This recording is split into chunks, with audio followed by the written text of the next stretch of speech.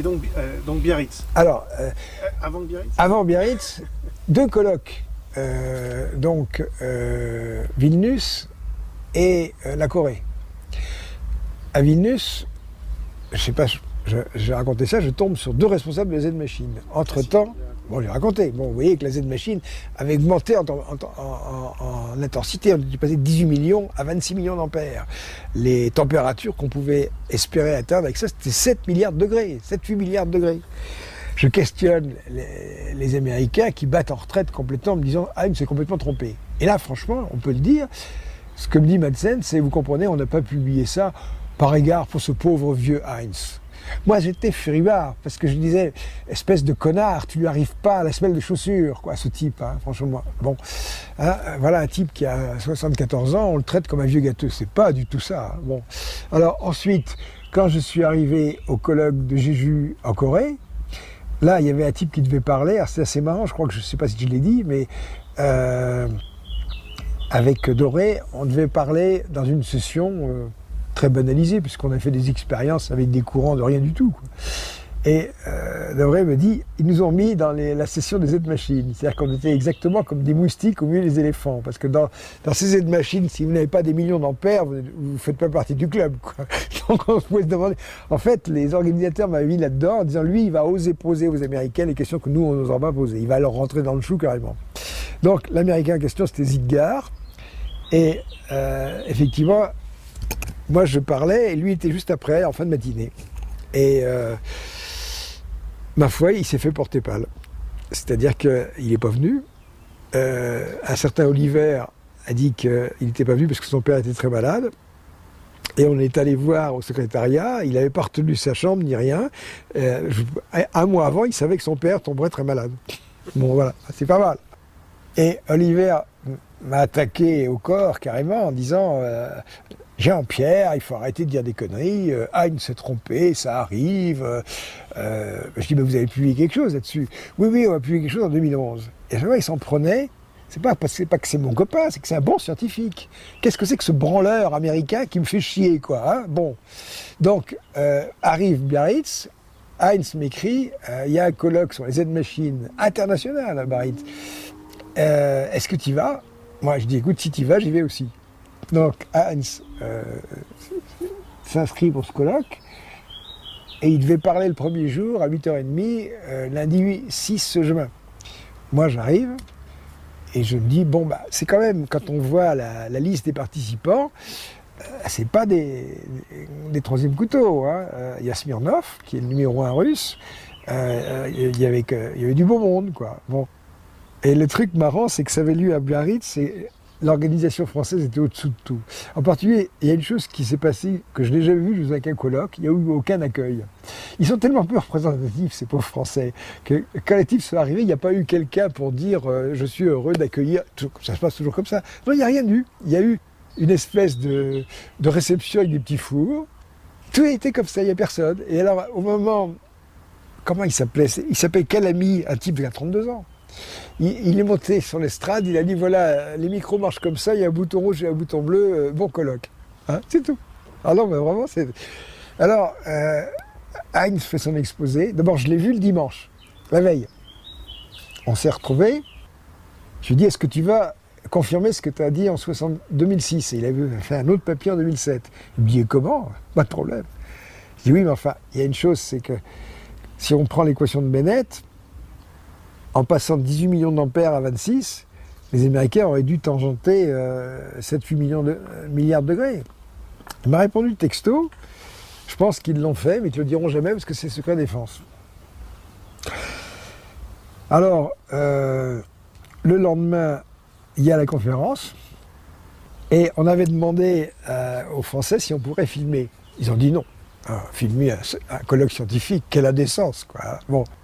Donc, je me suis pointé là-bas avec un de mes assistants et j'ai dit, on va faire comme si on ne se connaissait pas. Donc, quand on est arrivé au colloque, on était à distance l'un de l'autre et dans la salle, il s'est mis à droite et moi à gauche.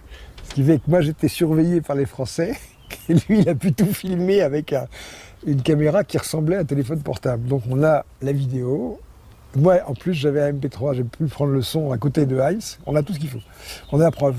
Donc Heinz a fait son exposé.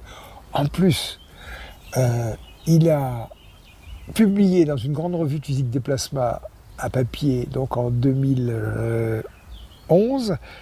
Et je crois qu'il avait commencé à le soumettre en 2009, quelque chose comme ça. 64 pages. C'est pas l'article, c'est un bouquin. C'est une démonstration de maîtrise de ce truc-là, hein, franchement. Hein.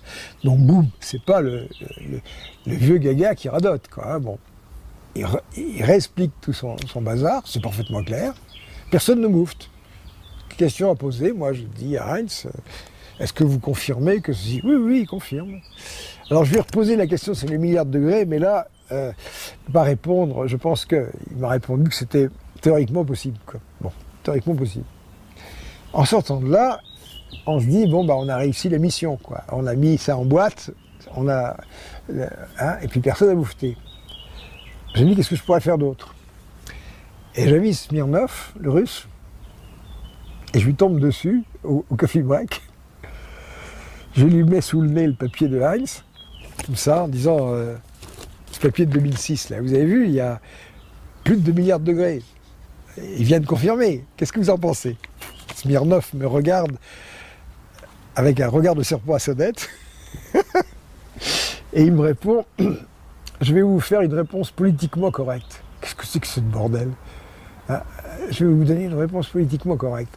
Heinz est un bon scientifique, mais vous savez, quand on évalue une température, on les fait à partir d'un certain modèle, avec certaines hypothèses. Oh, je sais pas s'il ne va pas me ressortir les conneries d'il y a 2 ans. Donc j'ai abaissé ses arguments comme des quilles. Et je lui dis, monsieur Smirnov, si vous avez raison, quand je rentrerai à Pertuis, je serai très triste, parce que je serai obligé de jeter mon équation de Bennett. Ça l'a fait rigoler.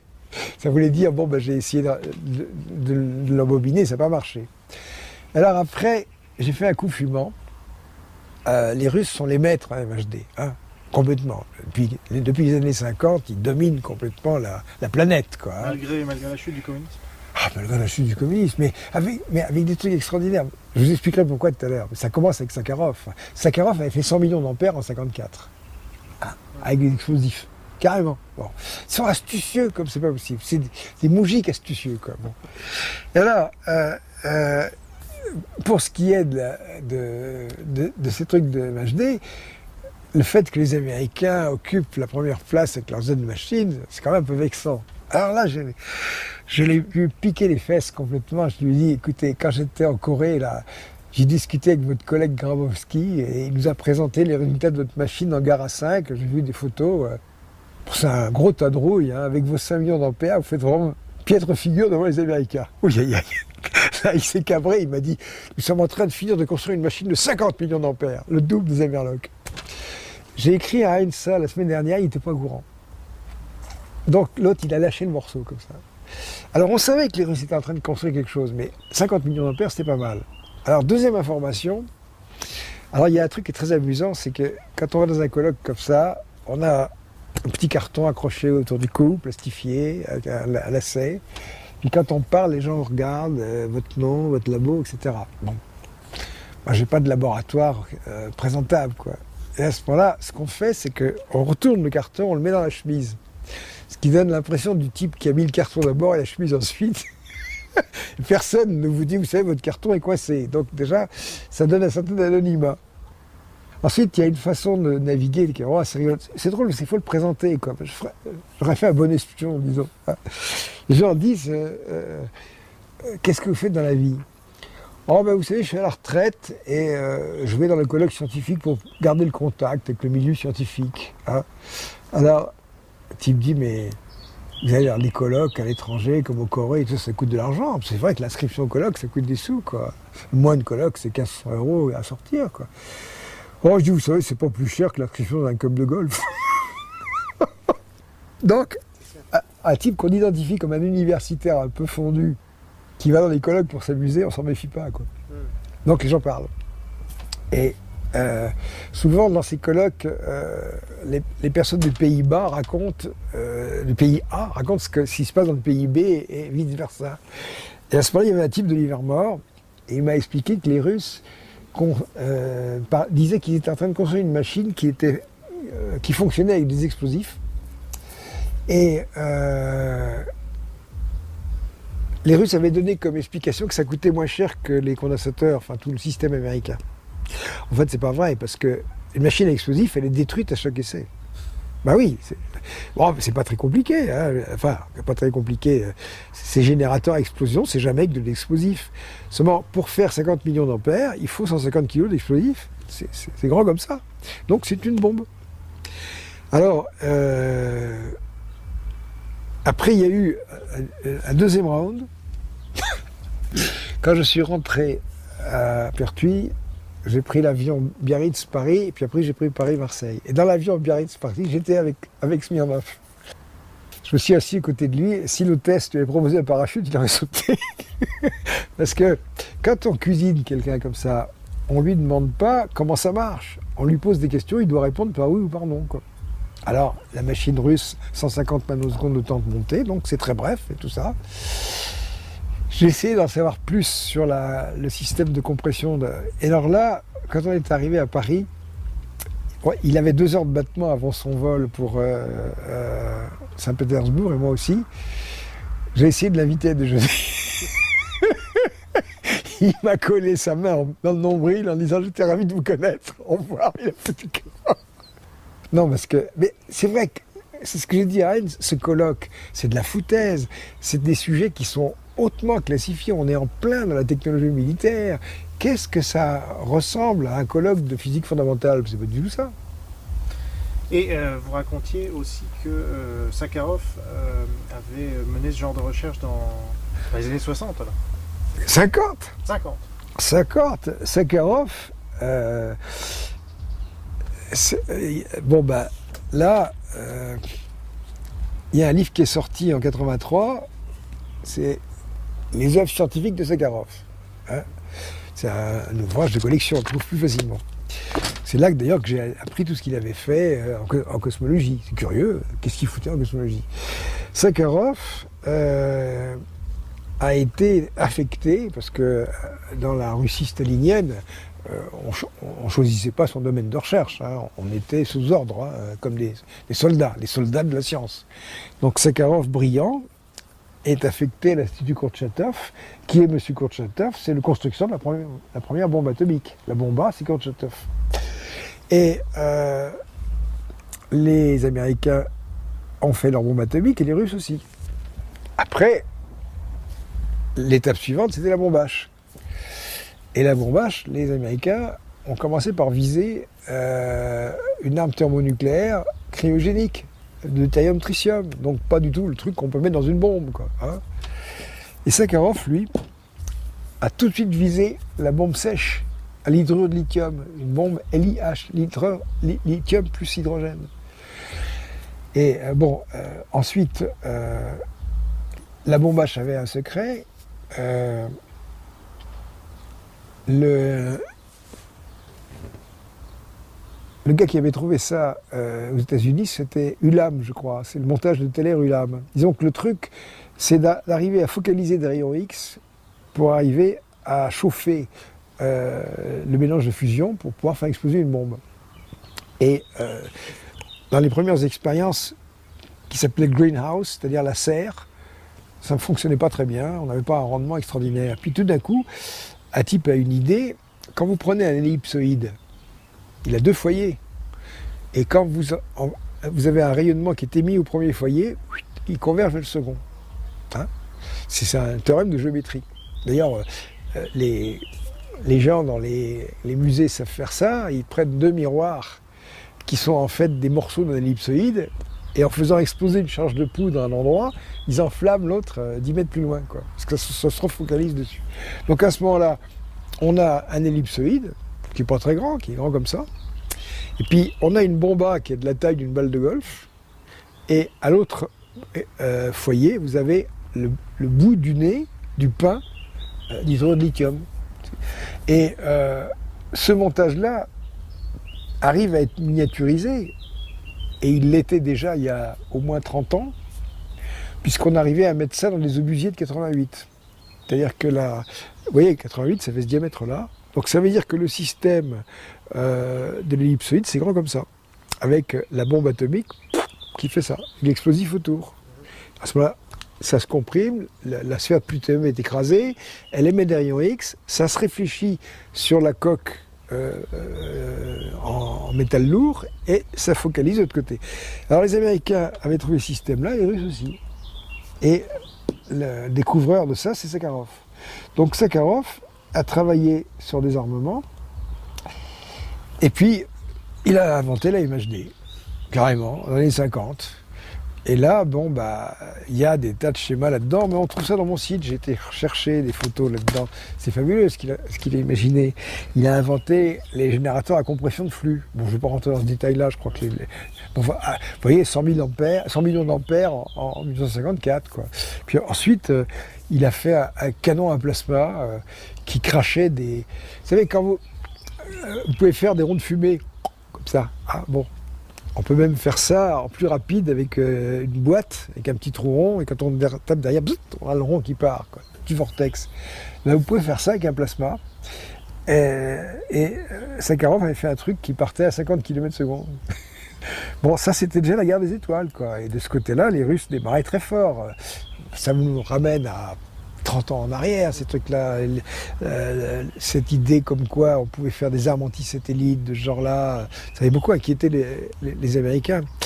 Et puis, Sakharov a continué en bon petit soldat à travailler dans tous les programmes militaires possibles et imaginables, et il est allé jusqu'à concevoir la Tsar Bomba. C'est lui qui l'a conçue, la Tsar Bomba. Donc vous avez ça sur Internet, c'est la plus grosse bombe à H qu'on ait jamais faite.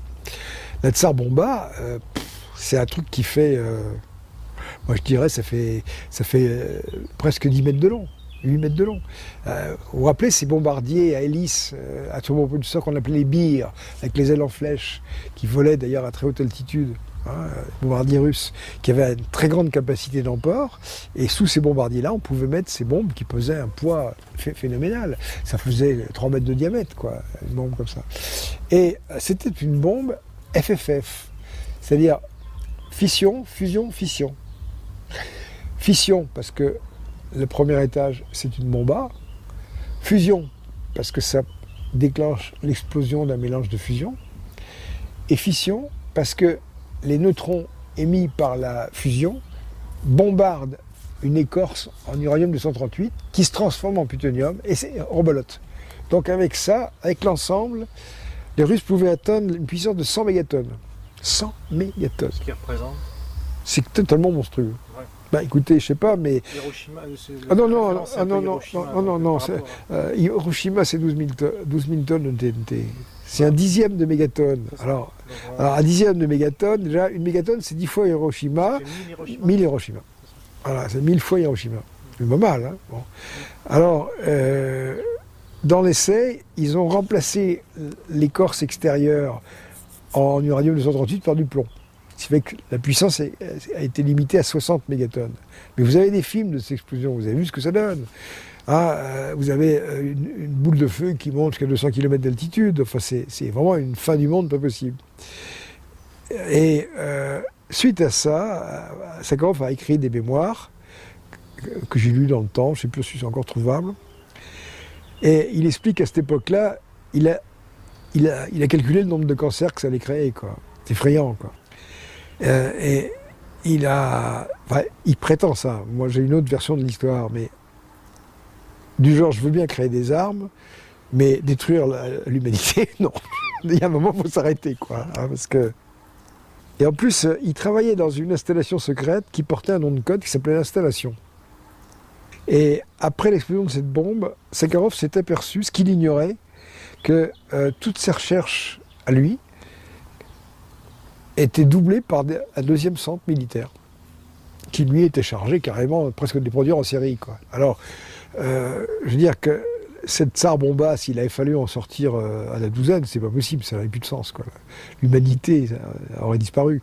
Je ne sais plus à combien les Américains sont montés. Est-ce que c'est 20 mégatonnes, quelque chose comme ça, ou 40, 20 mégatonnes, je crois, plus. Mais bon, les Russes, 60. Puis déjà, quand on voit ce que ça donne, vous vous rappelez, c'est quelque chose d'effrayant. Et à ce moment-là, Sakharov s'arrête en disant « stop ». je ne veux plus travailler pour l'armement, du tout. C'est pas... Et ce type-là était un secret militaire ambulant, avec tout ce qu'il y avait dans la tête. Donc simplement, il a dit, voilà, je ne révélerai jamais tout ce que je sais, mais je ne veux plus travailler pour l'armée. Et il a tenu parole. Bon, on le connaît comme opposant politique, refusnik, etc. Bon, vous savez que, évidemment, le pouvoir soviétique a essayé de l'écrabouiller au maximum. Sa compagne était Elena Bonner, je crois qu'elle vient de décéder. Et la première chose que les Sakharov ont fait, c'est de faire partir leurs enfants aux États-Unis. Parce que sans ça, la moyen de pression, c'était de tuer leurs gosses, quoi, c'est tout.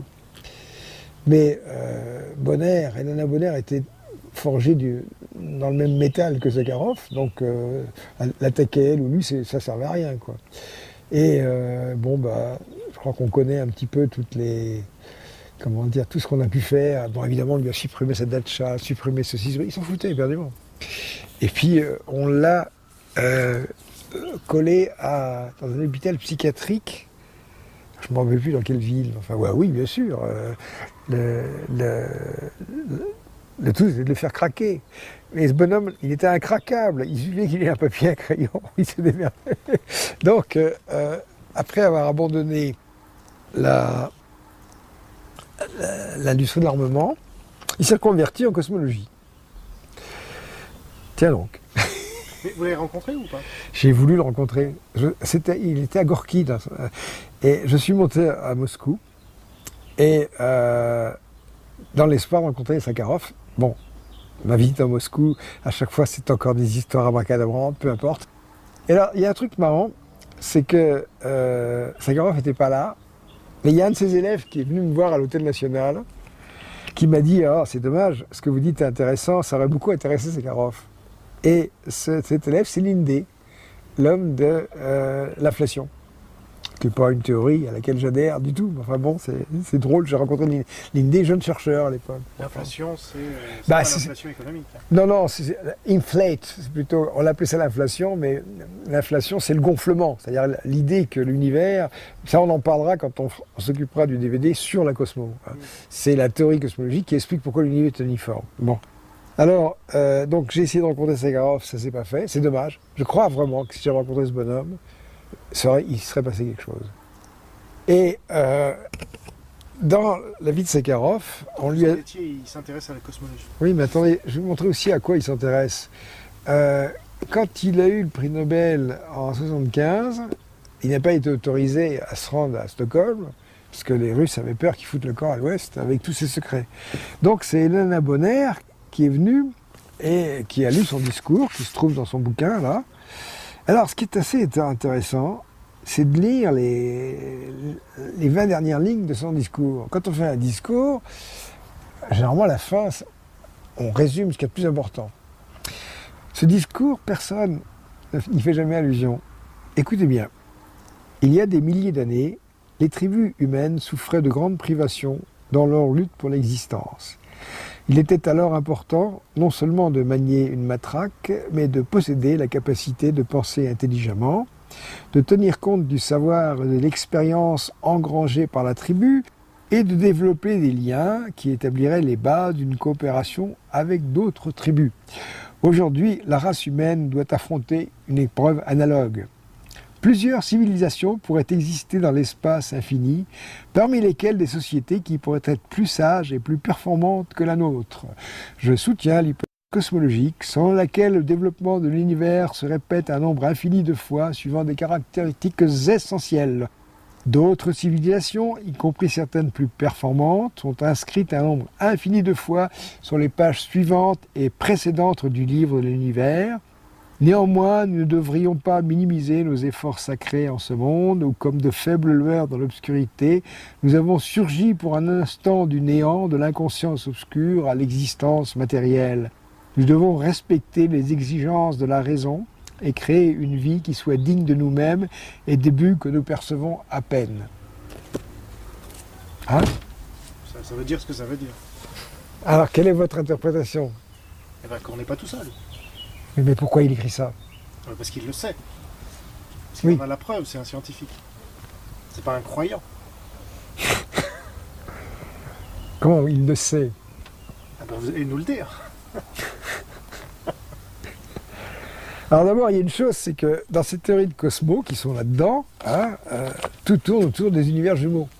Ah oui, alors ça, est-ce qu'on le fait maintenant ou est-ce qu'on le réserve à un autre DVD? Alors, je crois qu'on le réserve à un autre DVD, mais vous avez là-dedans l'évolution d'un humaniste, je crois qu'on peut dire ça, du moins un type qui se réveille tout d'un coup brutalement, quoi. Hein. Il a travaillé pendant, en 67, je sais pas, disons pendant 30 ans sur les armes, puis au bout de 30 ans, d'un coup, il dit non. Il fait de la Cosmo. Et tout d'un coup, bizarrement, il s'intéresse à la théorie des univers jumeaux. Donc ça, on peut dire, suite à l'épisode suivant, quoi.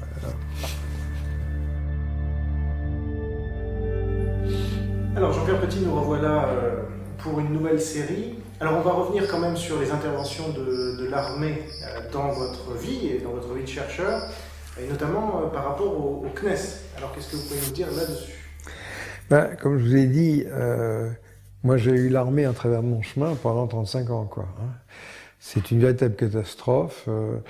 Moi j'ai abordé des sujets que je considérais comme étant de la recherche fondamentale, et on verra comment les bruits de bottes interviennent dans ce genre de choses. Alors, c'est vrai que dans cette partie-là, ainsi que dans d'autres, j'aurai l'occasion de dire beaucoup de mal de tas de gens, avec juste raison d'ailleurs, parce qu'ici ils sont pas d'accord, ils n'ont qu'à revenir, on fera un face-à-face, et là l'addition sera encore plus salée, il n'y a pas de problème. Hein. Donc personne ne viendra protester, je vous assure. Bon. Donc, il y a une chose, c'est que en 75-76, j'ai eu quelques idées d'IMHD assez curieuses. J'ai déjà parlé de ça dans un DVD précédent, au sens où, quand je faisais des recherches de MHD, avec une tuyère, j'arrivais à faire une onde de choc sans obstacle mobile. Généralement, les ondes de choc, c'est fait quand il y a un objet, une balle de fusil ou un avion qui passe, boum, ça fait... Là, onde de choc sans obstacle mobile, simplement avec des forces, avec un champ de force, avec des forces de la place. Et à ce moment-là, rappelez-vous que j'avais dit, bon, bah, je me suis fait la réflexion suivante, si on arrive à fabriquer une onde de choc avec des forces, on doit pouvoir l'enlever. Hein. Un cendrier, je me suis dit, si je peux poser le cendrier, je peux l'enlever. Bon. Donc tout ça, c'est le démarrage d'une saga qui a 30 ans, quoi. Enfin, certainement, en tout cas 10 ans, 10-15 ans de manière très intense. Et je ne vais pas revenir là-dessus, parce que j'en ai déjà parlé. C'est vraiment... Je crois que quand on est chercheur, on doit être capable de répondre, mais qu'est-ce que vous avez trouvé dans votre vie? Bon, moi, il se trouve que j'ai trouvé plusieurs choses, pas seulement une chose. Là, il y a celle-là, par exemple. J'ai probablement été le premier à dire qu'avec des forces électromagnétiques, on pouvait supprimer une onde de choc et voler à vitesse supersonique sans faire de bang, avec évidemment l'implication immédiate qu'il y a des tas de gens qui ont observé des objets qui allaient à vitesse supersonique sans faire de bang. Et donc ça soulevait un problème, qualifions-le pudiquement d'épistémologique, enfin ça gênait des tas de gens, quoi. Et ensuite, j'ai aussi, et ça a été développé à travers la thèse de Lebrun, et je crois que j'en ai déjà parlé, expliquer les bases théoriques de ce genre de choses. Hein. D'abord, pourquoi les ondes de choc se forment? Elles se forment parce qu'il y a des courbes qui s'appellent les caractéristiques qui se télescopent. Alors, il faut les empêcher de se télescoper. On les peigne comme ça, on les redresse avec des forces électromagnétiques. Donc, c'est un concept. C'est un concept, et puis moi, je revendique ça comme quelque chose d'important, parce qu'il y a trois mécaniques des fluides. Il y a la mécanique des fluides subsoniques, sans ondes de choc. Il y a la mécanique des fluides classiques supersoniques avec des ondes de choc. Et puis il y a une mécanique des fluides supersoniques sans ondes de choc et sans turbulence. Et ça, c'est un domaine passionnant, fascinant, fantastique, qui aurait nécessité des dizaines de thèses de doctorat, des expériences. Pour moi, c'était de la recherche fondamentale, c'est tout. Hein. Et qu'est-ce qui s'est passé? Eh bien, ces recherches-là, j'ai essayé vous savez, j'ai parlé de ma carrière un petit peu avec l'image de la grenouille qui est sur le nénuphar, sur laquelle on tire. Mais il y a aussi une autre façon de voir les choses, c'est que j'ai essayé de faire des trucs, Puis à chaque fois, je me suis trouvé face à des murs. Il n'y avait plus qu'à laisser tomber, quoi. Je me rappelle, j'ai rencontré un jour un prof, je ne me rappelle plus quel est son nom d'ailleurs, et on discutait de la situation et des projets de l'MHD que j'essayais de faire avancer. Il me disait, il y a un truc que je me demande dedans, c'est quel est votre intérêt? Ben c'est vrai, cette situation, on se dit, mais vous êtes fous de rester là-dedans, quoi. Ces gens-là ne demandent qu'à exploiter votre savoir-faire, ils ne vous offrent rien, et ils demandent qu'à vous virer. C'est insupportable, un truc comme ça. Et ça, j'ai rencontré ça je ne sais combien de fois, quoi. Par exemple, à un moment, j'ai créé un labo de micro-informatique à la fac d'Aix. J'ai fini par foutre le camp parce que j'étais au milieu d'un panier de crabes inimaginable, quoi, c'est tout. D'ailleurs, l'image, c'est celle de ce que j'ai déjà cité, c'est Harpo qui tient la maison, et puis quand on lui dit « allez-vous-en », la maison s'écroule. Donc c'est arrivé 5-6 fois, quoi, c'est tout. Alors, vous me disiez, actuellement, vous êtes arrivé un peu au sommet de ceci, au sommet de cela. Non, je suis arrivé à l'état, le point d'orgue d'une carrière qu'on pourrait considérer comme complètement ratée, au sens où j'aurais pu faire des millions de choses avec les idées que j'avais, et rien n'a été possible, quoi, sauf un peu de papier, un peu de crayon, quelques bouquins, mettre de l'encre sur des feuilles, vendre des livres, voilà, c'est tout. Mais je veux dire que...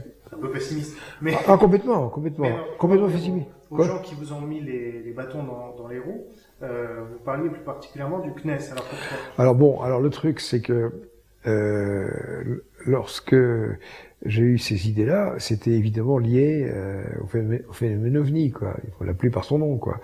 Et à ce moment-là, comme par hasard, le CNES a créé le GEPAN, le groupe d'études des phénomènes aériens non identifiés. Et moi,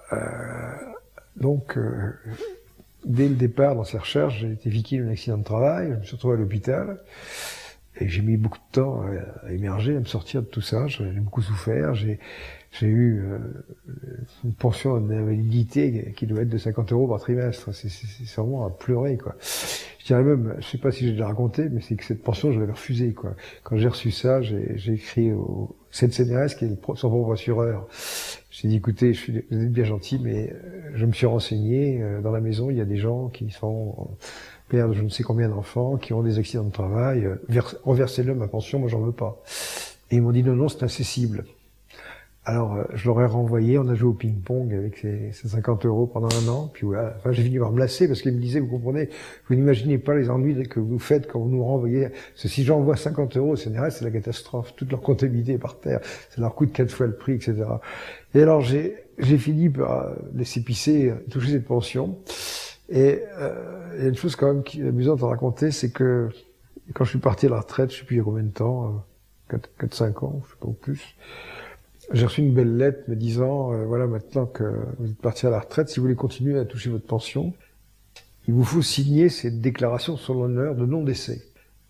Ah non, c'est vraiment de hausse, du Pierre Dac, tout ce que vous voulez, signer, déclaration de non-décès. Simplement, vous signez. Voilà. Bon, j'ai pas signé, je réponds pas.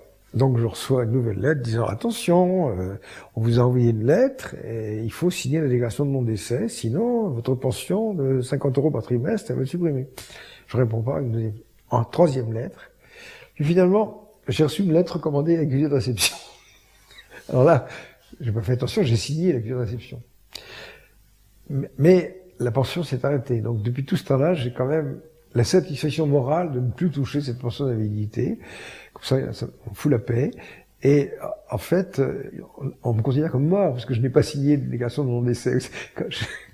Non, mais c'est, comment il s'appelait déjà le type qui a fait le passage? Marcel Aimé. On est dans le Marcel Aimé, vous voyez, c'est ça. C'est une nouvelle de Marcel Aimé.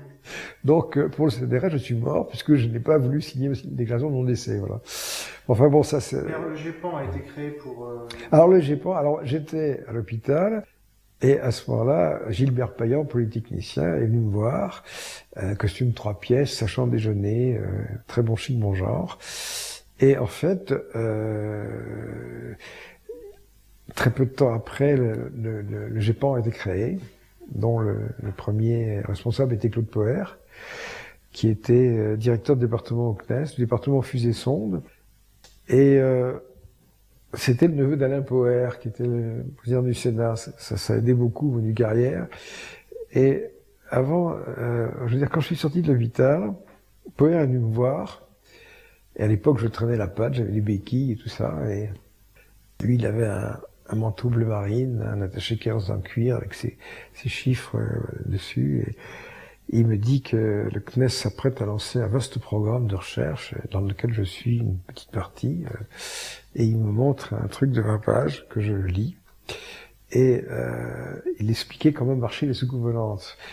Et là, je vous assure, il y avait un dessin qui m'a tout de suite pensé au Petit Prince. Vous vous rappelez quand le Petit Prince dit « dessine-moi », je sais plus, et l'autre dessine un boa qui a mangé le mouton. Ça ressemble à un chapeau. Donc il y avait dans le papier de Poher une espèce de truc en forme de chapeau, comme ça, c'était la soucoupe. Et puis à l'intérieur, il y avait 2 bancs de square qui étaient à dos, c'était les sièges, quoi, c'est tout. C'est vraiment le maximum ce qu'il arrivait à concevoir. Et comme il avait lu que j'avais imaginé qu'il y avait des forces électromagnétiques, donc il avait imaginé que ces forces rassemblaient l'air en dessous, et puis les écartaient au-dessus. Alors ça faisait penser à un film de la Maurice qui s'appelait Le Voyage en ballon. Je sais pas si vous l'avez vu, c'est adorable, c'est un film de science-fiction où il y a un grand-père qui part faire le tour du monde avec son petit-fils. Et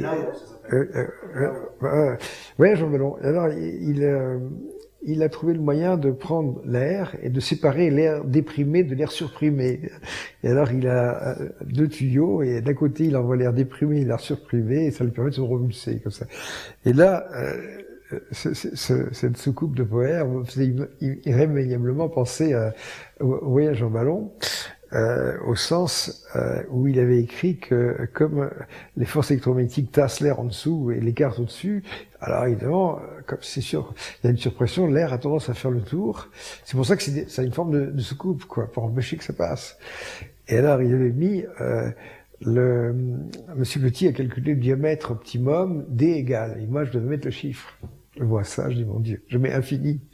Ah oui, parce que quand il y a 2 millibars de pression, ce que je lui explique, vous savez, ça passe, ça s'appelle le vent. Je n'ai jamais vu, je ne sais pas comment il a fait pour arriver directeur de département, c'est incompréhensible. Alors, comme il n'avait pas l'air de comprendre, j'ai dit, écoutez, on va faire une expérience. Imaginez qu'on est tous les deux dans un bateau, avec l'avant et l'arrière qui est plat. Hein. Et alors, on fait un truc, c'est que moi, je suis devant, et je creuse l'eau avec ma pagaie, et vous êtes derrière, vous poussez l'eau avec votre pagaie sur le cul. Alors le bateau, dans quel sens? Il me dit, il avance. Je dis, non, il recule. Il dit, ça fait rien, il y a qu'à changer les signes. Alors c'est là que j'ai compris une chose, c'est que pour être directeur de département au CNES, il fallait être absolument insubmersible, être capable de répondre à toutes les adresses possibles, imaginables. Mais après, il a persisté au sens où, quand il est parti à la retraite, il a publié un livre qui s'appelle Les Universons, l'énergie du futur. Je ne sais pas si vous l'avez vu, je vous le recommande. Alors, c'est une idée, en fait, qu'a eu un Suisse au XVIIIe siècle. Il l'ignorait.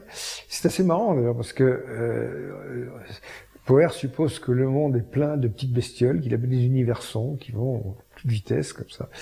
Alors, évidemment, si vous prenez un objet, il est cogné par les universons de tous les côtés, quoi. Hein. Et si vous prenez 2 objets, à ce moment-là, chacun fait de l'ombre à l'autre. Donc, ils se rapprochent.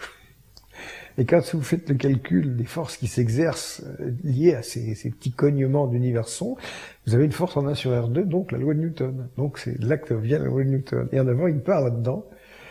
Et ce livre est un monument d'ânerie inimaginable. Et en plus, le voilà qui part à l'assaut des expériences. Et à ce moment, il y avait une vidéo, je crois qu'elle est encore sur un site quelconque, où il fabrique une espèce de morceau de sucre bourré d'universons. Et en fait, il a redécouvert la piézoélectricité. Alors, la piézoélectricité, vous savez ce que c'est? Vous la pratiquez avec votre briquet. C'est-à-dire quand vous prenez votre briquet et vous faites ça, boum, vous cognez sur le briquet, et quand on cogne sur un cristal piézoélectrique, il fait une décharge électrique. Mais inversement, si vous mettez une décharge électrique, il bouge. Donc lui, il a fait ça. Et il avait toute une explication en termes de flux d'universons, quoi. C'est incurable à ce niveau-là. Je ne sais plus quoi faire. Bon, voilà. Enfin bref, il était devenu directeur de ce truc du CNES. Et à l'époque, avec mon collègue Maurice Vitton, qui était un type ineffable et merveilleux, quoi, on avait monté un laboratoire clandestin dans les caves du laboratoire d'astronomie spatiale de Marseille. Et Maurice avait collecté du matériel, on avait fait des tas de choses, on aspirait de l'eau acidulée avec des aimants, enfin, on des tas de trucs épatants, et on avait même entrepris de faire des expériences dans une cloche à vide. Donc il avait trouvé une cloche à vide avec une pompe, et puis une alimentation de tension. Enfin, moi je disais un peu ce qu'il fallait, il avait collecté le matériel. Alors très vite, vous imaginez ce que c'est que les plasmas, c'est magnifique, quoi. Dans une pièce obscure, vous avez des lueurs bleutées, qui sont bien. Même les types qui travaillent avec moi, on fait ça à Rochefort. Jean-Christophe avait fait des photos, mais ça ne rend pas les photos. C'est tellement subtil, il faut voir ça de ses yeux, quoi. Même vous êtes homme d'image, vous verriez ça. C'est magnifique, quoi, esthétiquement, quoi. Donc, on faisait ces manips dans la cave du laboratoire d'astronomie spatiale. Et Courtès, qui était le directeur, fermait les yeux, quoi. Enfin, tant que ça faisait pas d'emmerde, on faisait ça le week-end, hein, on travaillait le week-end. Je me faisais quand même repérer parce que j'avais une deux chevaux vertes à l'époque, ça pouvait pas passer inaperçu, quoi. Et comment dire, à un moment, il y a un type qui était venu pour réparer sa voiture le week-end, et on n'avait pas fermé la porte. Et on était en train d'expérimenter avec Maurice, et le type ouvre la porte et il voit cet objet qui crachait des chars dans tous les sens. Et à ce moment-là, on a mis une blouse par-dessus, on lui a fait jurer le silence. 8 jours après, tout le monde est au courant. Bon. Et à ce moment-là, il s'est passé un truc, c'est que Poher a écrit une lettre à Courtès en lui disant le CNES s'apprête à lancer un vaste programme de recherche sur le sujet de ces machins non identifiés, et il serait grand temps que vous officialisiez les travaux très importants que font monsieur Petit-Viton chez vous. Alors, Courtès a téléphoné au directeur du CNRS qui s'appelait Delay, lequel lui a dit « pas de ça chez vous ». Donc, résultat, 3 jours après, on a été viré. Courtès a dit à Viton c'est plus question de faire quoi que ce soit au laboratoire. On a paumé le labo. À cause de l'ânerie de cette espèce de ménapien du CNES, quoi. Voilà. Donc, ça a mal démarré. Alors ensuite, les choses ont continué avec Payan. Et il y a un type qui a joué un rôle important là-dedans, positif. C'est bien de pouvoir dire du bien de quelqu'un qu'on estime. Payan m'avait dit, votre espèce d'engin discoïdal de malheur, est-ce qu'il n'y aurait pas moyen de lui donner un autre nom pour essayer de trouver un financement industriel, quoi, parce que c'est difficile autrement. Je dis si, on pourrait peut-être faire une pompe à vide, puisque ça pompe l'air. Hein, alors appelons ça une pompe. On dit, vous prenez une soucoupe volante, vous le mettez dans un carter, vous dites une pompe. Bon, une pompe, alors ok. Alors comme il avait plein de pistons, il a obtenu un contrat du ministère de l'Industrie pour utiliser une pompe. Et il fallait que ce travail-là se fasse quelque part. Et à ce moment-là, il y a un type qui a accepté de prendre ça sous son chapeau. C'est mon ami Yvon Georgelin. Maintenant, il est à la retraite, alors je peux en parler. Simplement, à l'époque, il m'a dit, écoute, tu peux faire ça dans une cave de l'Observatoire de Marseille, mais faut pas dire que c'est là que ça se passe. Ok, alors on a gardé le secret jusqu'à ce qu'il parte à la retraite, quoi. Maintenant qu'il est parti à la retraite, je peux le dire, et c'est un type pour qui j'ai la plus grande estime, parce qu'à la fois c'est un bon chercheur, un type compétent, et puis surtout d'une modestie, d'une simplicité. Par exemple, vous savez, quand on voit l'Observatoire de Marseille, il est un peu à l'image de ce qu'étaient les gens au XVIIIe siècle, au XIXe siècle, quand cet observatoire existait. C'est-à-dire que vous avez des pièces qui sont logarithmiques, c'est-à-dire le rez-de-chaussée, le plafond fait 6 mètres, puis l'étage suivant, c'est 3 mètres, et après, on a le plafond sur la tête, quoi. C'est-à-dire que, vous savez, c'est comme dans les grands immeubles, quand vous parlez des chambres de bonne, vous avez à Aix, le rez-de-chaussée, c'est le propriétaire, le baron, la marquise, et puis après on monte, et à la fin, ça se termine par la femme de chambre qui a le plafond sur la tête. Là, c'était pareil. Et donc, c'est encore comme ça, d'ailleurs, l'observatoire, si vous y allez, mais je crois qu'il a même plus ce statut d'observatoire. À l'époque, c'était un observatoire parce que le ciel était encore suffisamment clair pour qu'on puisse observer à partir de Marseille, alors que là, c'était totalement exclu, quoi. Il y a beaucoup trop de pollution. Donc, il y avait des pièces au rez-de-chaussée qui étaient très grandes, et c'est là que le directeur a installé son bureau. Et Georges Velin n'a jamais voulu être dans un bureau pareil. Il est resté dans son ancien bureau avec un truc, une table tout à fait modeste. C'est un type vraiment qui se mettait au service des autres, quoi, c'est tout. Et avec beaucoup de dignité et de compétence et de modestie, quoi. Donc, il accepte de passer ce contrat. Et nous voilà donc avec quelques finances en train d'essayer de faire marcher cette espèce de foutu Pampavide. Et là, Maurice a été tensé par son patron, Courtès, qui lui a dit, vous savez, si vous continuez comme ça, votre carrière, c'est la catastrophe. Bon, moi, j'étais têtu, je continuais. Maurice n'a pas continué, vous comprenez bien, hein, bien, quoi. Bon. Donc, je me suis retrouvé tout seul. À ce moment, j'ai travaillé avec un ancien collègue de l'Institut de mécanique des flics qui s'appelait Michel Billotte, qui est venu bosser avec moi. Et je voudrais dire un mot à propos de Courtès, parce que ça m'amuse beaucoup. Si vous achetez le numéro de Nexus de août-septembre, il y a un témoignage que donne un ingénieur du CNES et qui se réfère à une observation qu'il a faite à Amaguir, justement. Vous vous rappelez que, je crois que c'est dans les années 60, donc dans ces années-là, après la guerre d'Algérie, les Français avaient gardé un polygone dans lequel ils faisaient exploser leurs bourbinettes, puis ils avaient également gardé un endroit où ils faisaient partir leur petite fusée, quoi. Et ça a commencé par la fusée Véronique. Si vous vous souvenez, c'est une fusée Véronique qui faisait, je sais pas, 40 cm de diamètre. C'était un petit pétard, comme ça, hein. C'est assez marrant parce que quand elle partait, pour qu'elle parte bien droit, elle avait 4 tiges comme ça avec des câbles. Alors elle partait en tirant ses câbles et puis après une certaine hauteur, les trucs se détachaient, quoi. Et alors, là où Courtès a fait un travail assez formidable, c'est que il a été, je crois, le premier au monde, enfin lui et puis un certain nombre de types du LAS, à avoir l'idée de faire de l'astronomie spatiale. C'est-à-dire que, vous savez qu'en astronomie, l'atmosphère, c'est emmerdant parce que ça bouffe des tas de... On peut rien voir en ultraviolet. Bon, donc, au lieu d'avoir des télescopes gigantesques pour capter de la lumière, en fait, avoir des petits machins comme ça et faire fonctionner ça hors de l'atmosphère, c'est ce qu'il y avait de mieux. Donc, Courtès et sa bande se sont mis à fabriquer des mini-télescopes de la taille d'un célestron, comme ça, mais très bien foutus. Et on mettait ça à bord de fusées comme Véronique.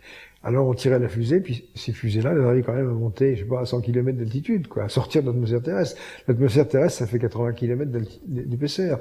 En dehors, on est dans le vide. Donc à ce moment-là, on a plus de lumière, et on a surtout des mesures dans toutes les fréquences qu'on veut, quoi. Donc à ce moment-là, les Français étaient en pointe dans ce genre de choses.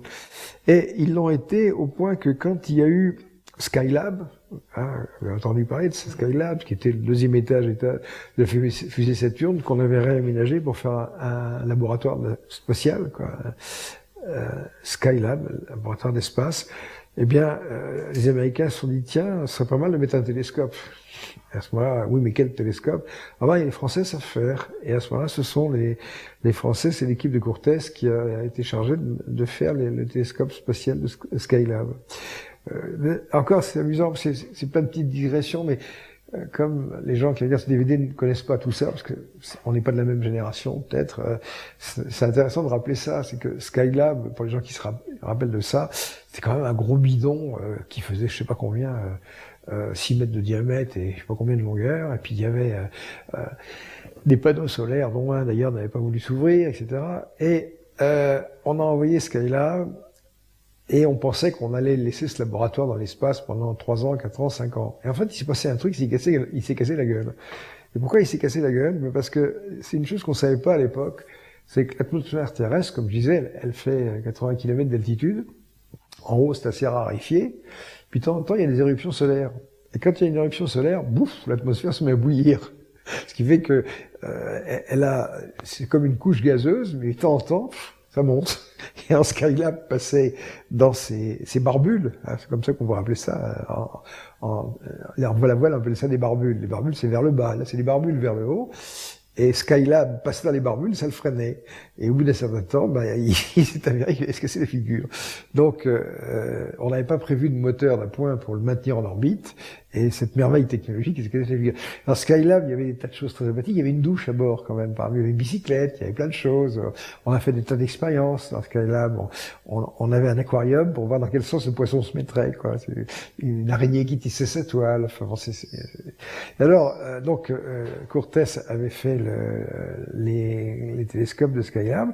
Et comme je disais, dans le numéro de Nexus, il y a ce témoignage du type de CNES qui raconte qu'il était parti en mission avec Curtis et toute la bande pour faire un tir de fusée Véronique, etc.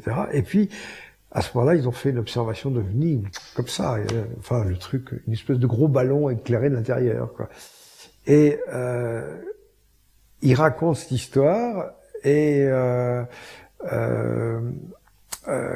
comment il s'appelle, le secrétaire général du CNES, je ne me rappelle plus son nom. Enfin bon, au CNES, on le dissuade fortement de parler de ça. Hein,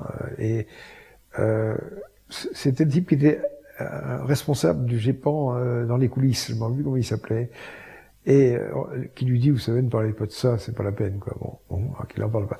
Et il y a un type qui a été parfaitement témoin de cette histoire-là, c'est Curtis. Et il dit, Curtis est venu nous rejoindre, et il a vu l'objet, et ceci, ils l'ont vu pendant 10 minutes, un quart d'heure, quoi. Et vous savez, un astronome qui voit un objet, c'est pas comme le premier venu, quoi. Hein. Il a une description des trucs. Maurice aussi, il en a parlé il y a 30 ans, avait vu aussi une escadrille de soucoupes volantes, et elles ont pris un virage à 45 degrés, il a vu ça, il était avec son père, il a raconté ça. Bon, même les astronomes voient les ovnis, quoi. Il n'y a pas de problème, contrairement à ce que pense ce monsieur Braic, là. Oui, mais j'avais lu un rapport du CNES ou du GEPAN qui établissait tout un tas de témoignages, notamment d'aviateurs. Enfin, Oui, d'aviateurs, mais des astronomes, on le trouve dans le rapport Cometa, par exemple. Cometa, et dans Cometa, Curtis est cité, de même que Viton, mais Curtis est cité. Et alors, il est cité. Alors, ce qui est marrant, c'est que moi, je savais pas que Curtis avait été témoin de ce truc-là. Et c'était je crois que c'est 67, quelque chose comme ça, c'est histoire 65, 67, c'est marqué dans Nexus. Et un jour, je me trouve dans le bureau de Curtis, à ce moment-là, en 77, 78, quelque chose comme ça.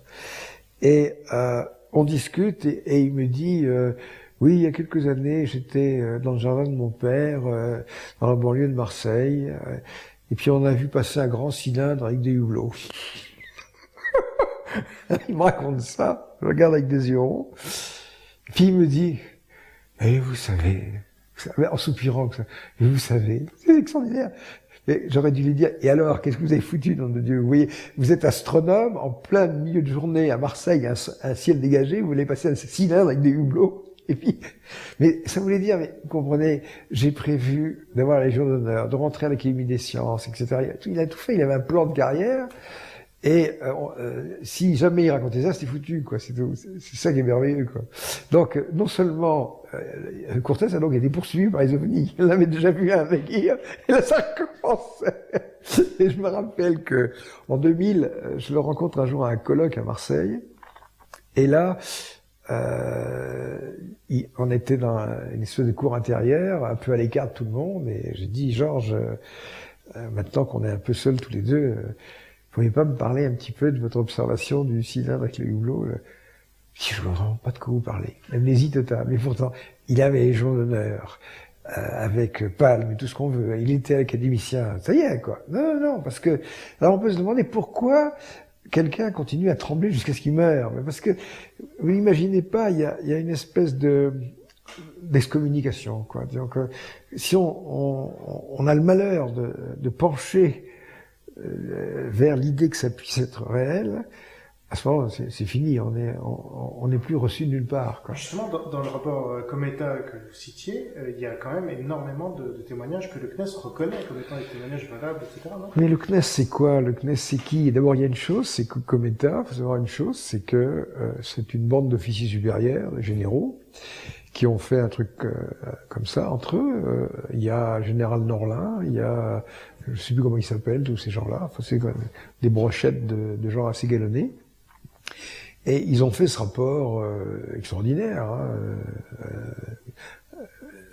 à quoi devons-nous nous préparer, quoi. Bon, avec une magnifique photo.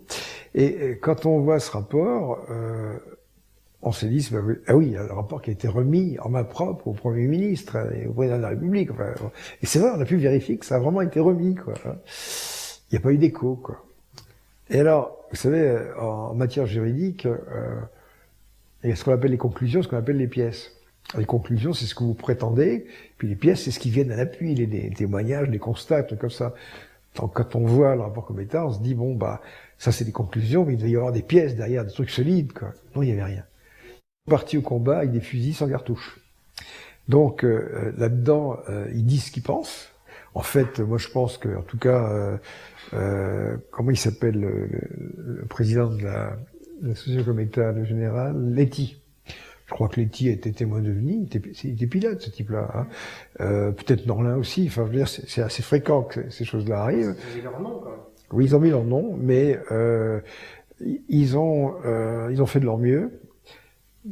Ceci étant, quand on relit le rapport à la ligne, on voit que c'est quand même des militaires et que leur préoccupation, c'est de servir la France. Donc c'est, même à un certain moment, ils disent les Américains sont beaucoup plus avancés que nous et ils ont tiré des informations très exploitables de ce genre de choses. Et il faudrait qu'ils nous disent ce qu'ils ont réussi à extraire de ça pour qu'on puisse aussi nous faire des armes et tout ça. Voilà.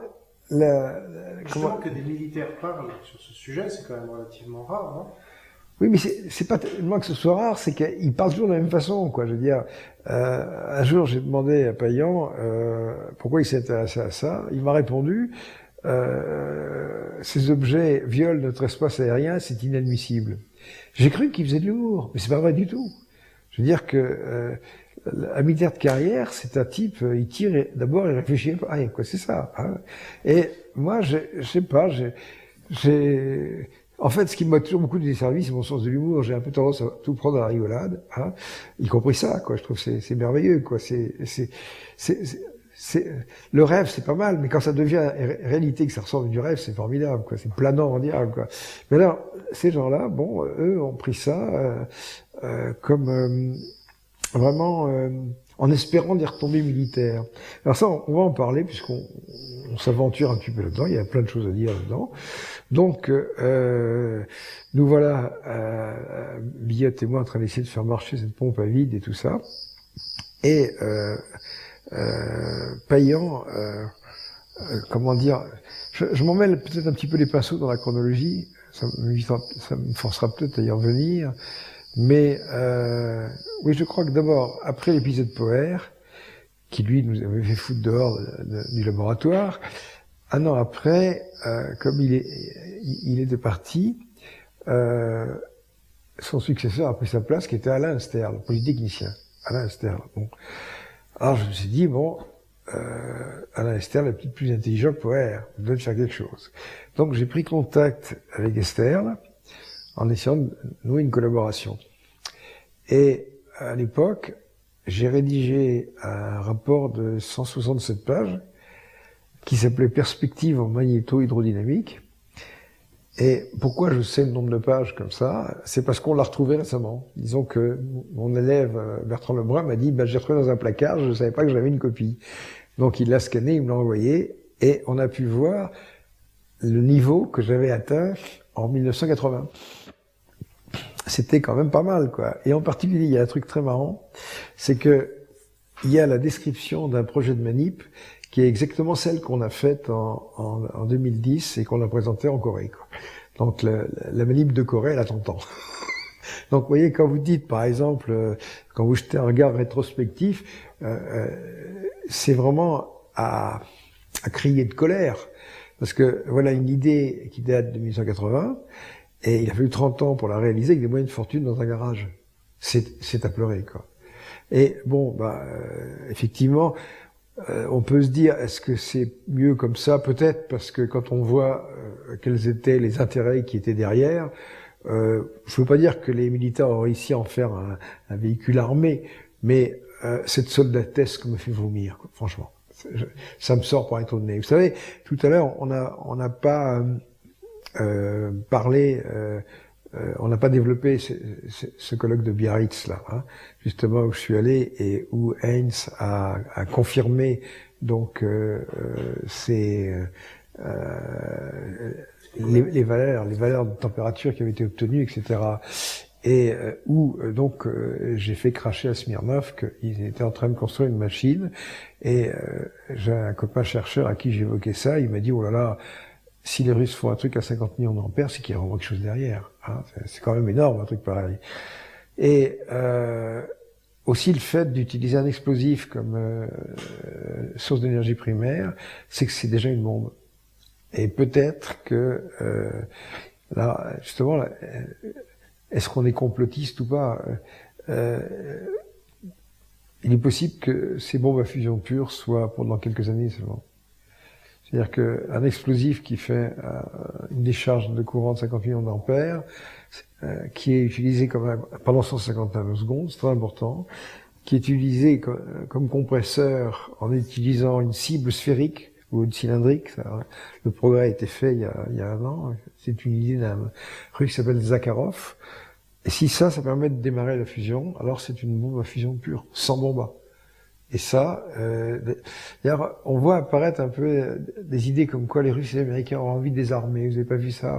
On prend tout l'arsenal nucléaire, on l'arrête parce qu'on a trouvé autre chose. C'est autre monde. On va pas s'emmerder avec des trucs à fission. Là. C'est complètement dépassé. Alors, il y a eu et Smirnov m'a dit, on a eu beaucoup de mal à avoir le financement, mais heureusement l'armée nous a aidés. Mais il dit ça avec un tel naturel, quoi. Et moi, j'ai ressenti une tristesse là-dedans. On parlera de Brighton avant, parce que c'était la même chose. Et donc, Heinz a parlé le lundi. Immédiatement après, j'ai discuté avec Smirnov. Donc, ce premier jour de colloque, tout était joué, quoi. Et j'étais normalement censé rester jusqu'au jeudi ou vendredi, quoi. J'ai téléphoné à ma femme, j'ai dit, écoute, trouve-moi le premier avion, je rentre, je veux plus les voir. Je ne veux plus rester au milieu de ces gens. Il y a 150 congressistes qui sont là, en train de parler, millions d'ampères, trucs. Mais la conscience morale d'un scientifique, ça s'achète avec une poignée de cacahuètes. Il y a d'ailleurs un truc dont je me souviens parfaitement. J'ai parlé de Combarnous, d'ailleurs, qui était l'adjoint de Papon quand on a parlé de la MHD. Son successeur s'appelait Charpentier. Et Charpentier a écrit un jour un long article dans le courrier du CNRS. Et ce courrier du CNRS était intitulé c'était l'armée qui disait « Chercheurs, il faut qu'on se parle ». Et c'était un numéro spécial consacré à la collaboration entre le CNRS et l'armée.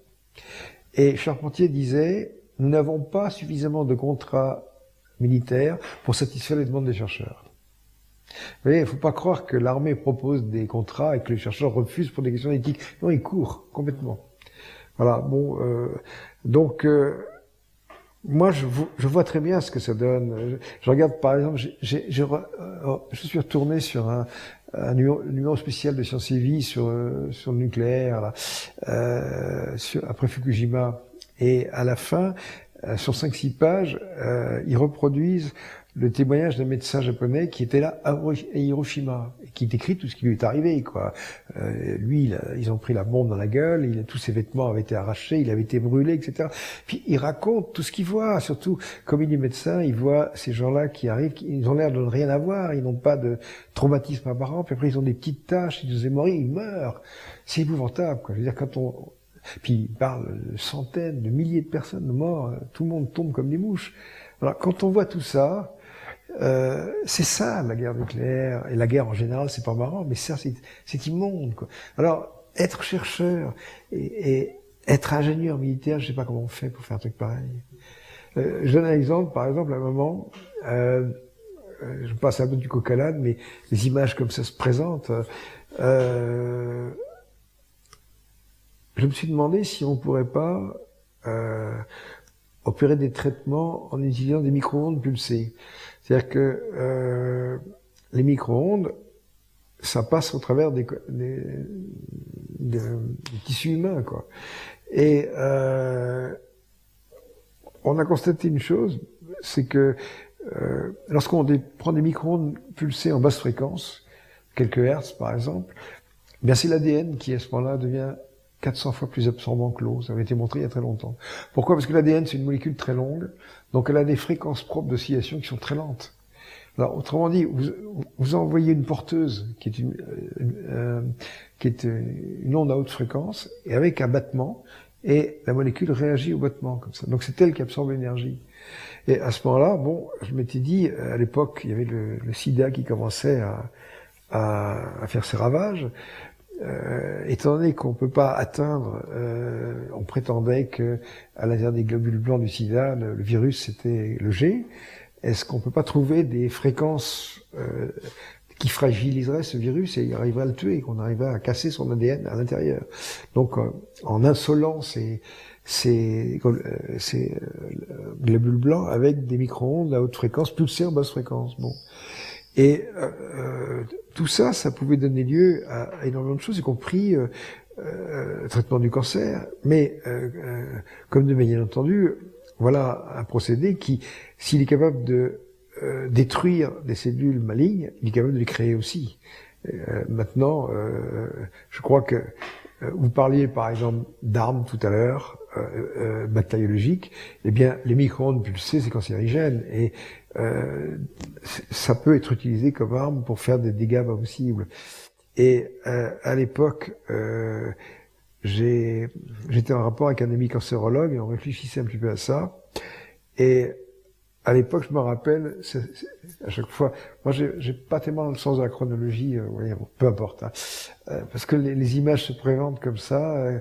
Un type m'a dit, oh mais il y a un gars, ça intéresserait beaucoup les militaires, les armes cancérigènes, c'est payant. Évidemment, il était là-dedans, quoi.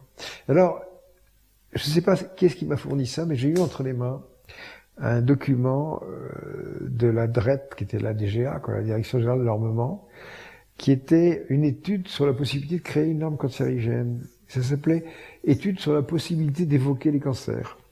Donc, autrement dit, vous avez des chercheurs scientifiques qui sont peut-être des ingénieurs militaires ou simplement des civils qui travaillent sans contrat, qui travaillent sur des armes capables de créer des cancers. Voilà.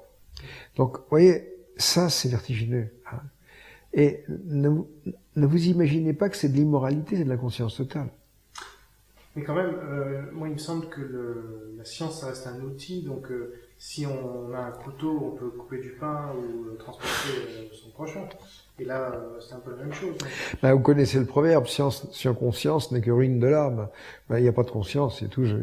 Des hommes dotés d'une conscience, je n'aime pas conscience des masses. Par exemple, pendant la Deuxième Guerre mondiale, il valait mieux que les technologies soient découvertes par les Américains que par les nazis. Ce qui n'a pas empêché les Américains après de récupérer les nazis pour continuer bien sûr, mais aller sur la Lune grâce aux nazis. Là, il y a un chapitre intéressant qui est vraiment peu connu. Albin Michel a publié il y a une dizaine d'années un ouvrage qui est trouvable sur eBay, gros machin comme ça, qui s'appelle l'affaire Heisenberg. Et vous savez que Werner Heisenberg était prix Nobel et inventeur du principe d'incertitude. Donc c'est un grand physicien, un grand nom de la mécanique quantique, etc. Donc Werner Heisenberg, allemand, pur souche, pur porc, pas de problème. Bon. Et puis arrive le nazisme et les Juifs foutent tous le camp, quoi. Il y a d'ailleurs une anecdote. Hilbert, grand mathématicien, était recteur de l'université de Göttingen. Et arrive Rust, qui était le ministre de la recherche allemand, et il vient à l'université, il dit à Hilbert, professeur Hilbert, est-ce que votre université a beaucoup souffert du départ des Juifs? Non, il n'a pas souffert du tout. Ah bon, il n'a pas souffert? Non, simplement, il n'existe plus, c'est tout. C'est assez marrant. Bon, alors voilà donc de quoi je parlais déjà.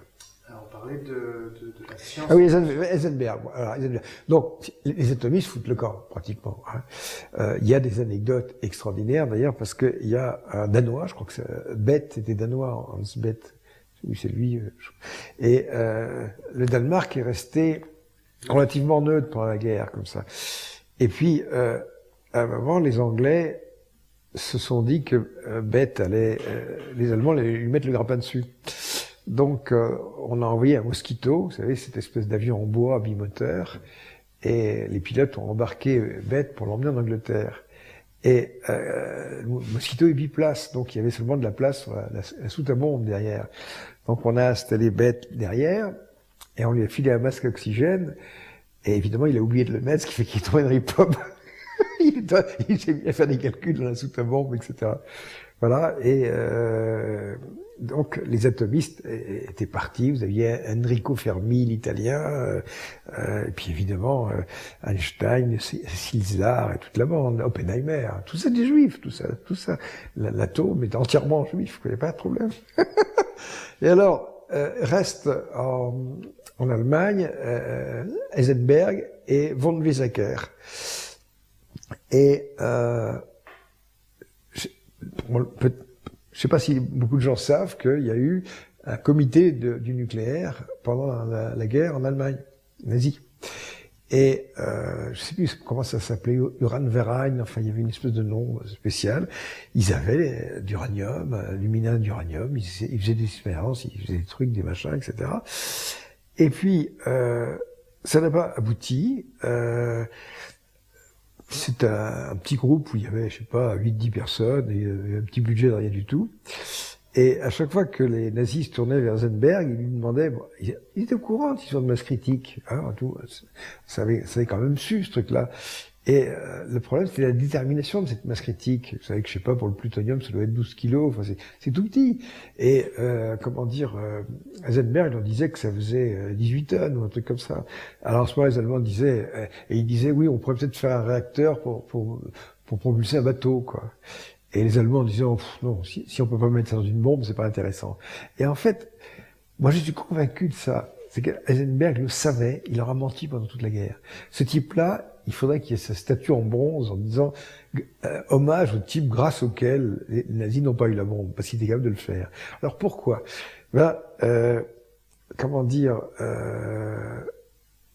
Lorsque l'Allemagne nazie est tombée, il y a eu l'opération Paperclip, je crois, c'est comme ça que ça s'appelait, qui a consisté pour les Alliés à mettre la main sur le maximum de scientifiques allemands. Donc les Russes de leur côté ont piqué leurs scientifiques, les Américains ont piqué leurs, et évidemment la priorité c'était les atomistes, hein, Heisenberg, toute la bande. D'ailleurs il y a une anecdote très marrante, c'est que il y avait une équipe de chercheurs militaires américains qui cherchaient Heisenberg. Et un jour, on met la main sur un type qui s'appelle Heisenberg et qui dit « mais je suis tailleur ». Et le type dit « non, monsieur Heisenberg, vous ne ferez pas le coup, c'est vous le physicien atomiste, moi je suis pas atomiste du tout ». Et alors ce type-là, il l'a emmené en Angleterre. Il a réussi à s'en sortir en disant « écoutez, donnez-moi du tissu, des ciseaux, je vais vous faire une veste, comme ça vous verrez que je suis tailleur ».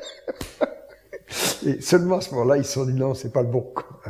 Alors on a quand même mis la main sur Heisenberg, on a mis la main sur von Weizsäcker, on a mis la main sur Otto Hahn, le découvert de la fission, et puis on les a mis en résidence surveillée dans un endroit qui s'appelait Farm Hall, dans une propriété comme ça en Angleterre. Puis ma foi, ils ont trouvé un petit peu le temps long, la guerre s'est arrêtée. Et puis, un jour en 45, la radio anglaise a annoncé que les Américains avaient fait éclater une bombe atomique à Hiroshima. Et pour certains, ça a été un choc extraordinaire. Otto Hahn, par exemple, si vous connaissez un peu l'histoire du nucléaire, c'est lui le premier à avoir compris les potentialités de la fusion après ce que lui avait dit Lise Meitner, qui était juive aussi, qui avait foutu le camp. Et quand on disait à Otto Hahn, mais est-ce que vous ne pensez pas qu'on pourrait faire avec ça une bombe qui aurait une puissance de destruction extraordinaire? Il faisait une réponse fabuleuse. Non, Dieu ne le permettrait pas. C'est formidable. Dieu n'avait rien à foutre. On a fait la bombe. Bon. Et ce qui fait que lorsque cette nouvelle de l'explosion de la bombe d'Hiroshima est arrivée et que Otto Hahn a appris ça, il a ressenti un choc considérable, il s'est presque senti responsable en tant qu'identificateur de la fusion. Et ses collègues avaient peur qu'il se suicide, quand même. Tellement ça l'avait frappé, ce genre, qu'on ait pu tuer des centaines de milliers de personnes. Par contre, il y a eu une deuxième scène dans les heures qui suivaient. Heisenberg a pris un tableau noir Et devant ses collègues, il a expliqué tous les calculs, le calcul de masse critique, tout, etc. Il a pratiquement dessiné la bombe. Tout d'un coup, il a retrouvé sa perception, quoi. Disons que pendant toutes ces années de guerre, il n'avait rien compris, et là, tout d'un coup, ça s'éclaircissait. C'est pas possible, quoi. Mais pourtant, on ne peut pas accuser l'inventeur du couteau d'être responsable de tous les morts par couteau. Non, mais on a déjà parlé de tout ça. On a déjà parlé de tout ça, et j'ai essayé d'évoquer l'idée que je considérais comme la plus importante que j'ai eue de toute ma carrière et ma vie de bonhomme, qui est justement que la technologie était faite pour les voyages interstellaires. Donc le couteau et tout ça, c'est fait pour les voyages interstellaires. Toutes ces technologies, on a oublié la finalité d'un truc comme ça.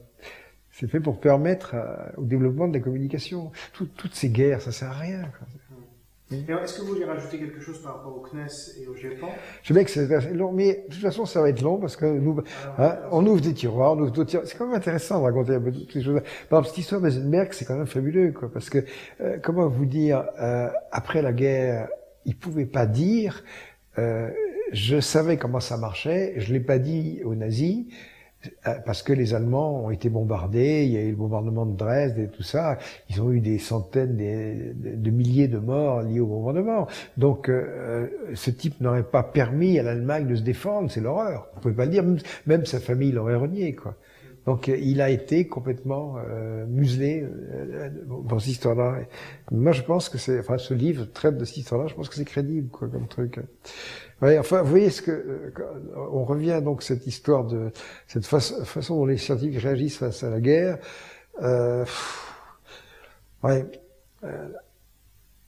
Mais vous savez, ça va très loin un truc comme ça, parce que est-ce qu'on a le droit de chasser? Est-ce qu'on a le droit de tuer les animaux? Est-ce qu'on serait pas mieux végétarien? Moi, je suis pas végétarien, pas tellement. J'aime bien manger un steak de temps en temps, mais j'ai quand même un petit fond, quand même. Vous voyez, c'est vrai que je sais que j'ai un ami qui contrôle les armoires électriques. Il m'a dit, ça m'est arrivé plusieurs fois d'aller dans les abattoirs. Ben, il paraît que quand on va dans un abattoir, après, on n'a plus envie de manger de viande. C'est vrai. Et c'est vrai que la chasse, je me rappelle un jour, je devais avoir une douzaine d'années, j'avais une petite carabine à plomb, et puis un jour, avec ma carabine à plomb, j'ai visé un oiseau comme ça, en bas, et je l'ai tué, pouf. Puis j'ai vu cette petit oiseau qui tombait, je me suis dit, qu'est-ce que tu as fait, couillon? Et c'est vrai que quand on voit la destruction de la vie que nous faisons actuellement sur Terre, est-ce qu'on a vraiment besoin de manger de la viande? J'en sais rien. Je crois que avec ma femme, on devient de plus en plus végétarien, on s'en fout un peu, quoi. On doit manger un steak par mois, quoi. C'est à peu près ça.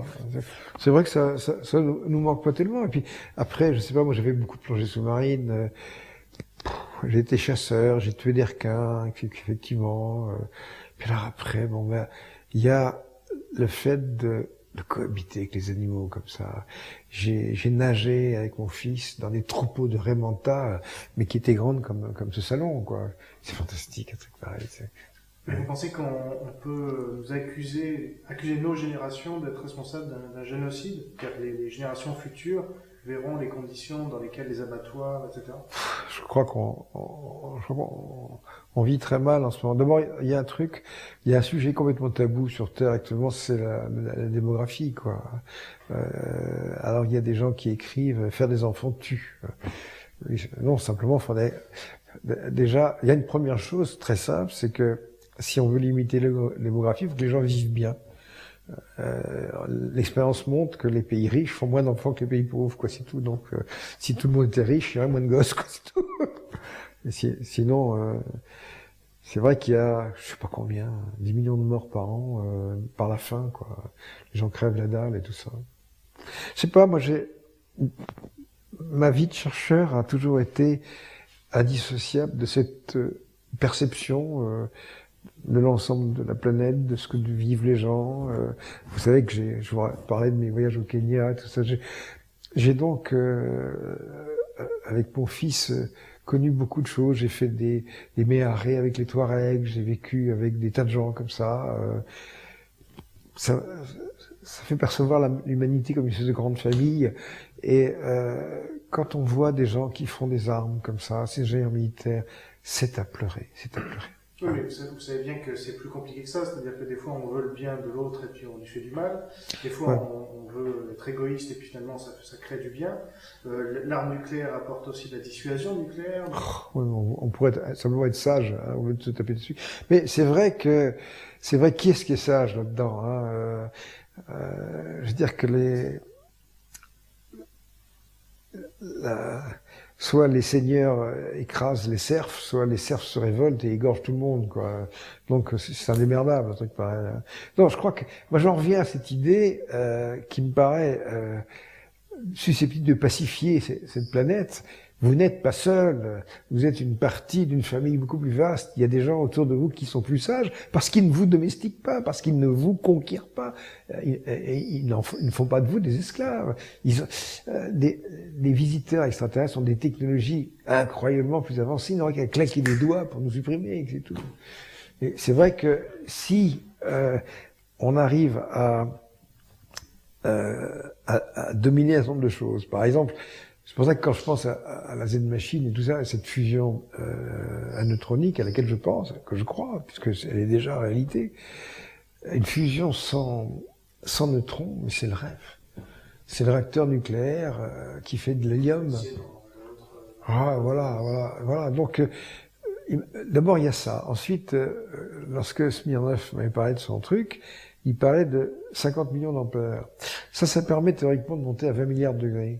Alors on s'aperçoit d'une chose, c'est qu'avec cette filière de compresseurs MHD, on a des instabilités MHD. Jusqu'ici, les instabilités MHD, elles foutent la merde. Elles empêchent de faire c'est ça qui empêche le réacteur ITER de fonctionner. Tout va se mettre à se gondoler lamentablement. Et là, ce sont elles qui permettent cette montée en température. Donc plus c'est instable, mieux ça marche. Donc là-dedans, on pourrait se dire, il n'y a pas de limite en température.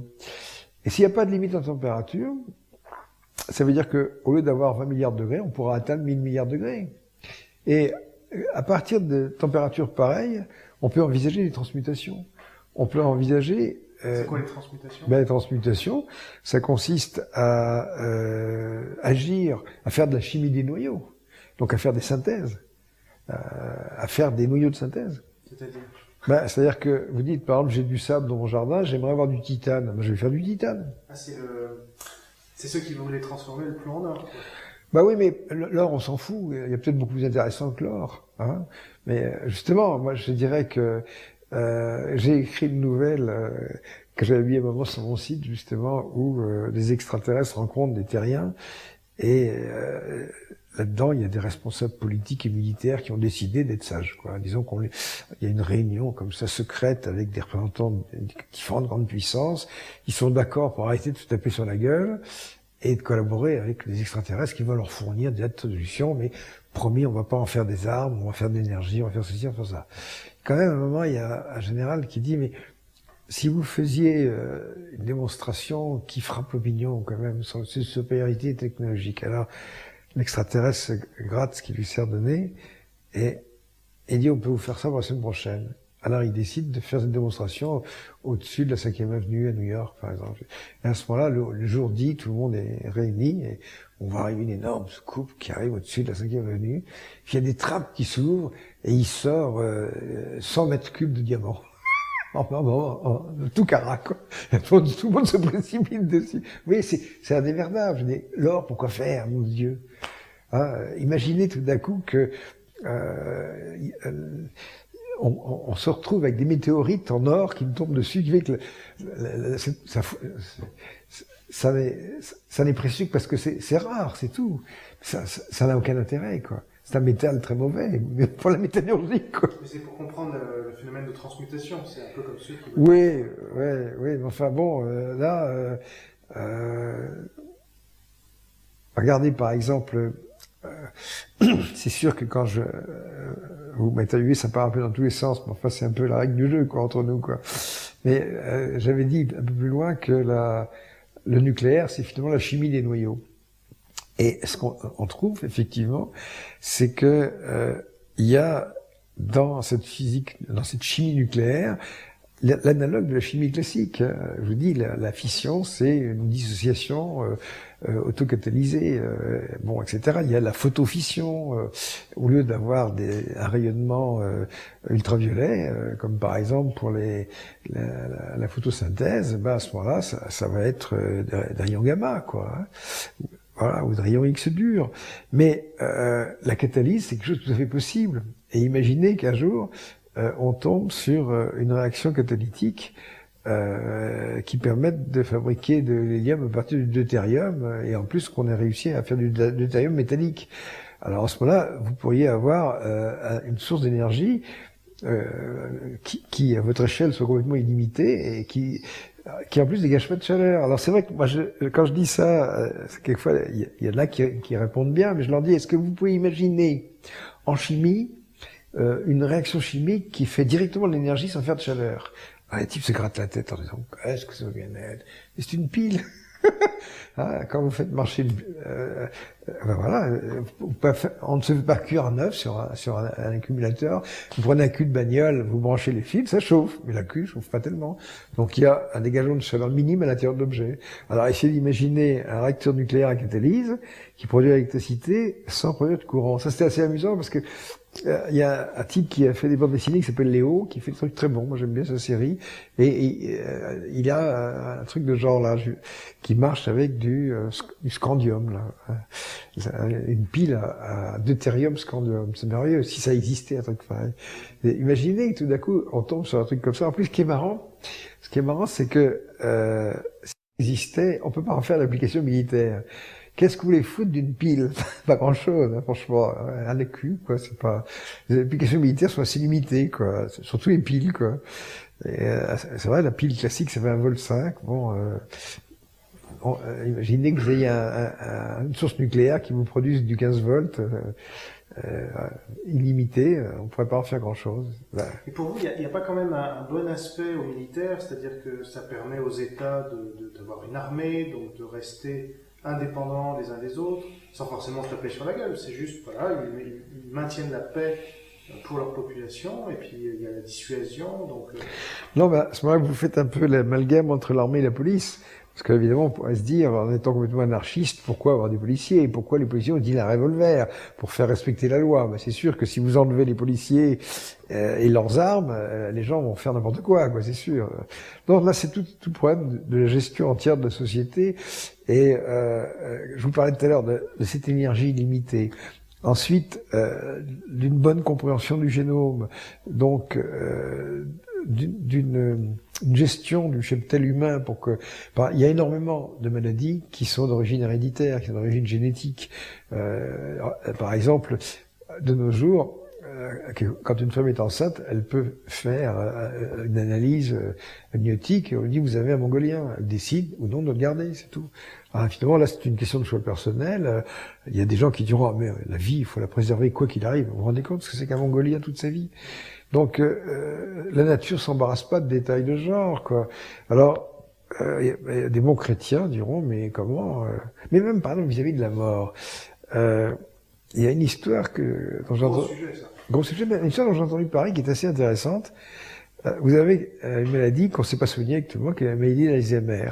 Alzheimer commence à avoir le cerveau comme un gruyère, on reconnaît plus les gens, et tout ça, c'est une catastrophe. Puis bon, il n'y a pas de soins palliatifs.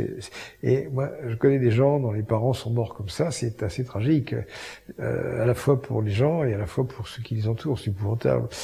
Et en Belgique, il y a un homme de lettres. Un jour, son médecin lui a dit « Vous avez la maladie d'Alzheimer ». Enfin, le type a demandé, il dit « Qu'est-ce que j'ai exactement ? Vous avez ceci, vous avez… » Puis bon, c'est ça, dites-le-moi, oui ou non ? Ah oui. Il lui dit « Bon, alors, il dit comment ça va se passer ? Écoutez, vous êtes à tel stade, et puis dans 1 an, ça va être comme ça, dans 2 ans, ça va être comme ça, dans 3 ans, ça va être comme ça. Il y a une chronologie. Puis il n'y a rien à foutre, quoi. Le type a dit « Est-ce que j'ai envie de vivre ça ?» Hein ?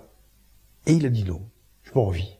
Donc à ce moment-là, il avait de la famille, femme, enfants, amis et tout ça. Il a réglé tout ce qu'il avait à régler, il a écrit tout ce qu'il avait à écrire, il a réglé toutes ses affaires. Il avait un délai, mais je crois 1 an, 2 ans, on va faire ça. Il a pris son temps. Puis après, il a fait une grande fête. Il a dit voilà, j'ai déjà les symptômes de ce truc-là, je ne décide pas vivre ça, je vous ai dit au revoir, quoi. Et puis bon, en Belgique, je crois que l'euthanasie est reconnue, dans d'autres pays aussi. D'ailleurs, c'est quelque chose de très simple. Je veux dire que souvent les gens absorbent juste un truc qui ressemble à un verre de coca, et il y a un mélange qui à la fois les endort et leur arrête le cœur, puis c'est fini, quoi. Donc ils meurent comme ça. Mais mon Dieu, mais l'évêque de Bruxelles a dit que c'était une honte, que cet homme avait manqué de courage, qu'il aurait dû se battre courageux pour foutre. Moi, si on me disait que j'avais mère, j'aurais aucune envie de vivre ça pour moi. Merde. Mais justement, c'est tout le débat sur la morale. Parce que là, vous avez parlé de l'avortement. Bon, certains sont absolument contre au nom de la morale, justement. Et contre l'euthanasie de la même manière. Ouais. Donc, pour les militaires, c'est la même chose. C'est un débat, quoi. Vous l'avez tranché, mais vous comprenez qu'il y a des gens qui ne sont pas d'accord. Mais, oui, comment dire...